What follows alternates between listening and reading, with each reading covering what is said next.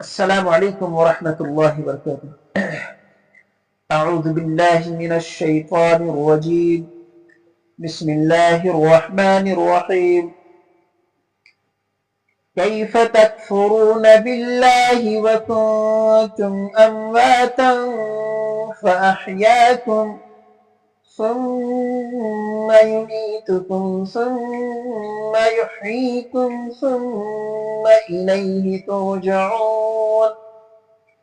کس طرح کافر ہوئے ہو خدا تعالی سے حالانکہ تم بے جان تھے، پھر جلایا تم کو، پھر مارے گا تم کو، پھر جلائے گا تم کو، پھر اسی کی طرف لوٹائے جاؤ گے. هو الذي خلق لكم ما في الأرض جميعا ثم استوى إلى السماء فسواهن 7 سماوات وهو بكل شيء عليم.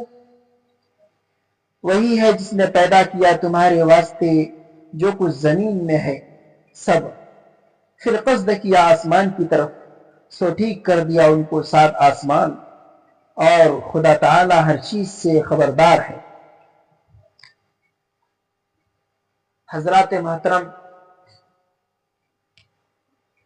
پچھلی آیتوں میں خدا تعالی کے وجود، توحید اور رسالت کے دلائل واضحہ اور منکرین و مخالفین کے خیالات باطلہ کا رد مذکور تھا. تلاوت کردہ آیتوں میں اللہ تعالیٰ کے احسانات اور انعامات کا ذکر کر کے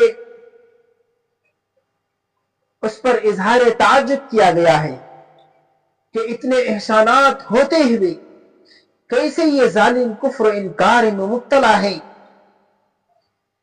جس میں اس پر تنبیہ ہے کہ اگر دلائل میں غور کرنے کی زحمت گوارا نہیں کرتے تو کم از کم محسن کا احسان ماننا تو ہر شریف انسان کا طبعی اور فطری تقاضا ہے. اسی راستے سے تم اللہ کی اطاعت پر آ جاؤ.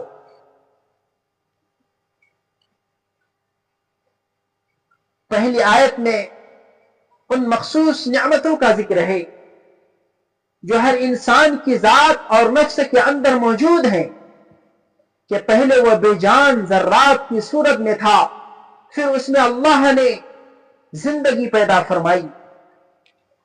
دوسری آیت میں ان عام نعمتوں کا ذکر ہے جس سے انسان اور تمام مخلوقات فائدہ اٹھاتی ہے، اور وہ انسان کی زندگی اور بقا کے لیے ضروری ہے.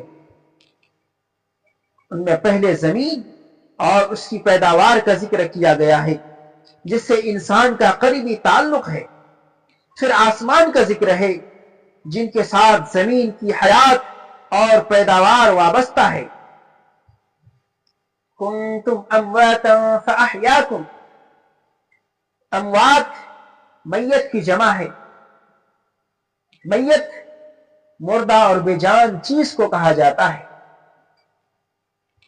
مراد یہ ہے کہ انسان اپنی اصل حقیقت پر غور کرے تو معلوم ہوگا کہ اس کے وجود کی ابتدا ہے، وہ بے جان ذرات ہے.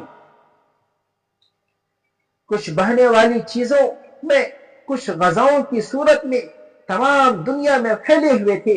اللہ تبارک و تعالی نے ان بے جان ذرات کو کہاں کہاں سے جمع فرمایا، پھر ان میں جان ڈالی، ان کو زندہ انسان بنایا.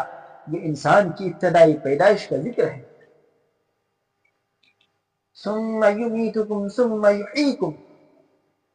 پھر تمہیں موت دے گا اور پھر ایک عرصہ کے بعد قیامت میں اسی طرح تمہارے جسم کے بے جان اور منتشر ذرات کو جمع کر کے تمہیں زندہ کرے گا،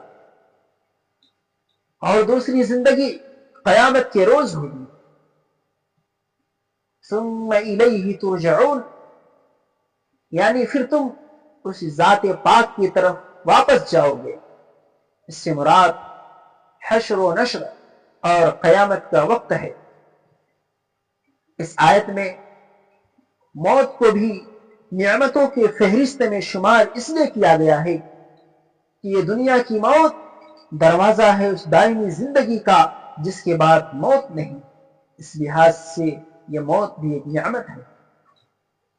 اس آیت میں دنیا کی زندگی اور موت کے بعد صرف ایک حیات کا ذکر ہے، قبر کی زندگی کا ذکر نہیں ہے، جس کے ذریعے قبر کا سوال و جواب اور قبر میں ثواب و عذاب ہونا قرآن کریم کی متعدد آیات سے ثابت ہے۔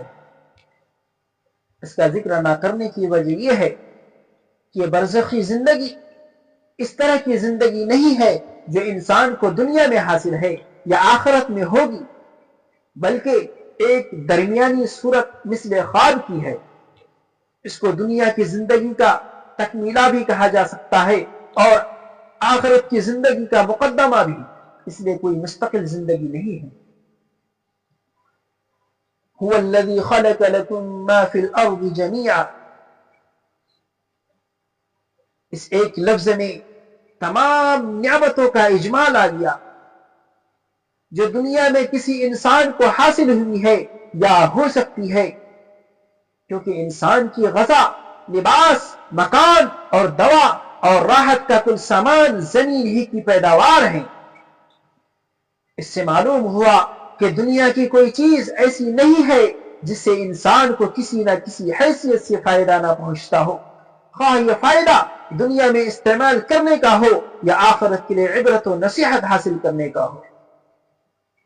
عارف باللہ ابن عطا رحمت اللہ علیہ نے اس آیت کے تحت فرمایا کہ اللہ تعالیٰ نے ساری کائنات کو تمہارے واسطے اس لیے پیدا فرمایا ہے کہ ساری کائنات تمہاری ہے اور تم اللہ کے لیے ہو۔ اسی لیے عقل مند کا کام یہ ہے جو اسی کے لیے پیدا ہوئی ہے وہ تو اسے ملے گی۔ اس دنیا کی فکر میں لگ کر اس ذات سے غافل نہ ہو جس نے تمہیں پیدا کیا ہے۔ حضرات، اس آیت میں زمین کی پیدائش پہلے اور آسمانوں کی پیدائش بعد میں ہونا بیان کیا گیا ہے، اور یہی صحیح ہے۔ اور سورہ نازعات میں جو ارشاد ہے وَالْأَرْضَ بَعْدَ ذَلِكَ دَحَاهَا، یعنی زمین کو آسمانوں کے پیدا کرنے کے بعد بچھایا، اس آیت کا مطلب یہ ہے کہ زمین کی درستگی اور اس میں پیداوار نکالنے وغیرہ کے تفصیلی کام آسمانوں کی پیدائش کے بعد ہوئے، مگر اصل زمین کی تخلیق آسمانوں سے پہلے ہو چکی تھی۔ اسی طرح اس آیت سے آسمانوں کی تعداد 7 ہونا ثابت ہے، اور جو اس سے زیادہ کہتے ہیں وہ غلط کہتے ہیں۔ اس آیت سے ثابت ہوا کہ آسمان 7 ہی ہیں۔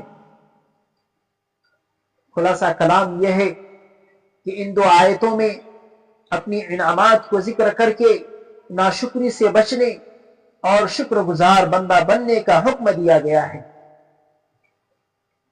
اب انشاءاللہ اگلے سبق میں اگلی آیت کی کچھ خلاصہ اور تفصیل بیان کی جائے گی۔